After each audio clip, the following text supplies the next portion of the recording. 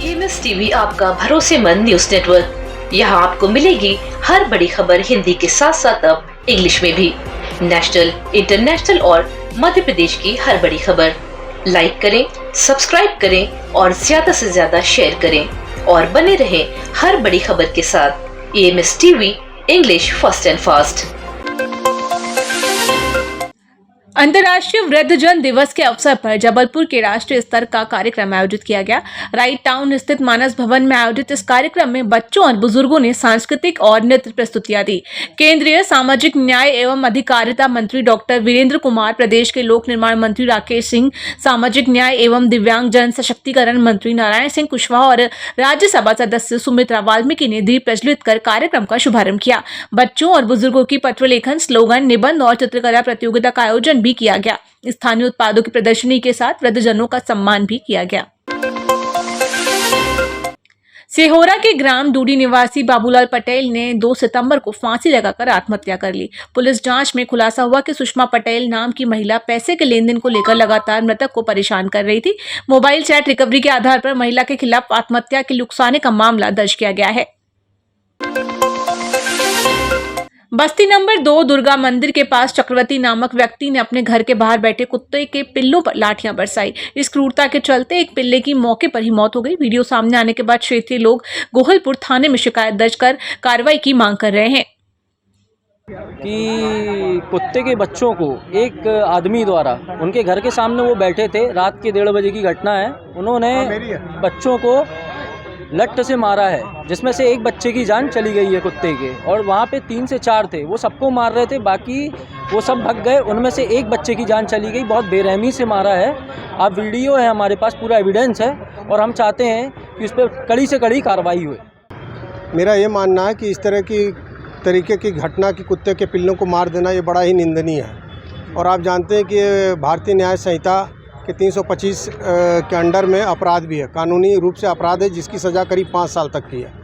और ये बड़ी दुख की बात है कि एक हम जैसे पढ़े लिखे लोग या जो इंसान है, हम मानव क्यों कहलाते हैं। पहला हमारा काम है जीव जंतुओं पर दया का भाव रखना, तभी हम मानव होंगे और इंसानियत तभी हमारी ज़िंदा रहेगी। इस तरीके से नहीं रहेगी कि हम आसपास के जो भी कुत्ते उनको मार दें, बल्कि 1-2 रोटी दे दें और उनका ऑपरेशन करा दें। छिंदवाड़ा में 11 बच्चों की मौत के बाद राज्य सरकार ने कार्रवाई शुरू कर दी है। जबलपुर में श्री सन फार्मा कंपनी की महाकौशल एजेंसी ऑफिस को सील कर दिया गया है। कटारिया फार्मास्यूटिकल के नोदरा ब्रिज स्थित कार्यालय में तहसीलदार और ड्रग इंस्पेक्टर ने दस्तावेज जब्त किए। प्रोपराइटर राजपाल कटारिया भी मौके पर मौजूद रहे। यहाँ से जो छिंदवाड़ा में जो समाचार प्राप्त हुआ था बच्चों की मृत्यु का, तो वहाँ पर जो कोल्ड ड्रिंक सिरप की सप्लाई थी कटारिया फार्मा जबलपुर से हुई थी। तो जैसे ही समाचार मिला था तुरंत उनको फ्रीज कर दिया गया था। और आज भोपाल से रिपोर्ट प्राप्त हुई है कि जो सील करी गई थी, मतलब जो सस्पेक्टेड थी पहले, वो कंफर्म हो गया है कि उसी की वजह से मृत्यु हुई है, क्योंकि वो अमानक पाई गई है। तो दवा अमानक होने की वजह से अब दुकान को सील किया गया है और आगामी कार्यवाही करी जा रही है। कितना माल जब्त किया गया है? यहाँ से 660 सिरप सप्लाई हुई थी, जिसमें से इनके पास स्टॉक केवल 66 सिरप का था, बाकी 594 पहले ही छिंदवाड़ा भेज दी गई थी। तो उनकी कार्रवाई वहाँ जारी है। बाकी जो इनके यहाँ जो 66 थी, उनमें से 16 का भोपाल टेस्टिंग के लिए भेज दी गई है, बाकी 50 सीज करी गई।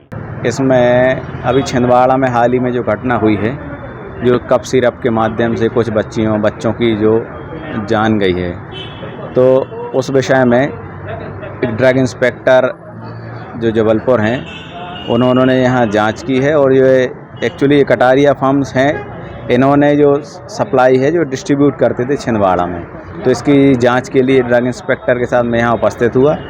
इनने टेक्निकल जो जांच की है, उसमें जो भी जांच में पाया गया हो, उसके आधार पे हम अभी वर्तमान में जो स्टॉक रखा है उस गोदाम को सील करने की कार्रवाई कर रहे हैं।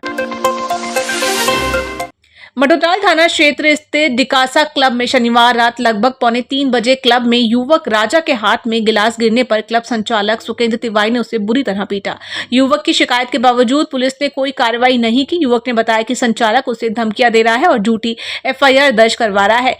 ये क्लब रात भर संचालित होता है और पुलिस अक्सर कार्रवाई नहीं करती, जिससे विवाद लगातार सामने आते हैं।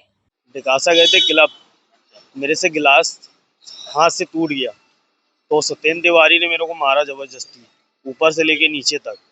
और फिर इसके बाद ला के नीचे और मारा। फिर इसके बाद मैंने रिपोर्ट लिखाने गया तो वहाँ पे रिपोर्ट नहीं लिखी गई। मुलायजा के लिए गए, फिर मुलायजा हुआ मेरा, फिर मैंने बोले पावती दे दो, तो पावती नहीं दिए। कौन सा थाना लगता है? मड़ा ताल। वहाँ पे मैं बहुत 4 बजे 5 बजे तक था वहाँ थाने पे, तो मेरे की कोई सुनवाई नहीं हुई। क्या वजह सुनवाई नहीं हो रही है? ये उन लोग ने पैसे दे दिए, सत्येंद्र तिवारी ने। वहाँ जाके कोई सुनवाई नहीं हो रही और 6 बजे को बोले हैं कि 6 बजे आना। फिर वहाँ से उनका फ़ोन आ रहा है और मेरे ऊपर और मामला लग रहा है लड़की की छेड़ने के आभार में। मतलब वो रसूखदार लोग हैं इस चक्कर में? हाँ, वो गुंडे लोग हैं और लोग धमका रहे हैं। और अभी कितने लोग थे मारने में? मारने में तो लोग 10-11 लोग थे, मगर एक ही मार रहा था।